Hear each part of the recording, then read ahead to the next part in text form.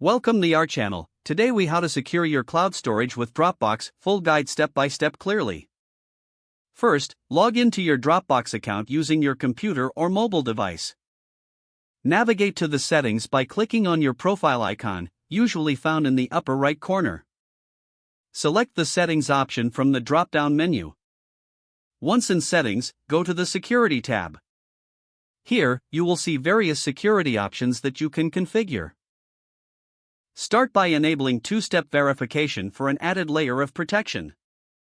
Click on the Enable button next to two-step verification.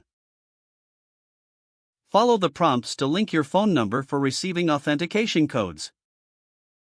You can choose to receive codes via SMS or an authentication app. Next, review your connected devices and applications.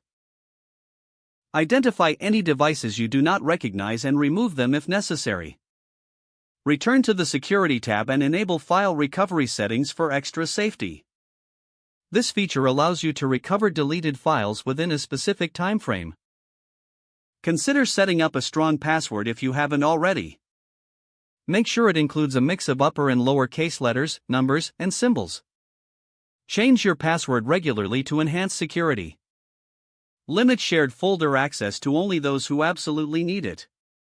Review sharing settings and remove permissions for anyone who no longer needs access.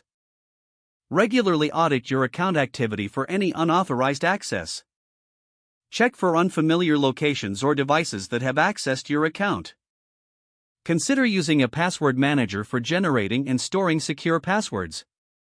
Keep your devices secure by installing antivirus software and enabling firewalls. Always keep your operating system and applications up to date to protect against vulnerabilities. Lastly, educate yourself on phishing scams to avoid accidentally compromising your account. By following these steps, you can significantly enhance the security of your cloud storage with Dropbox. If the page does not load, refresh the browser or try again in a private or incognito window.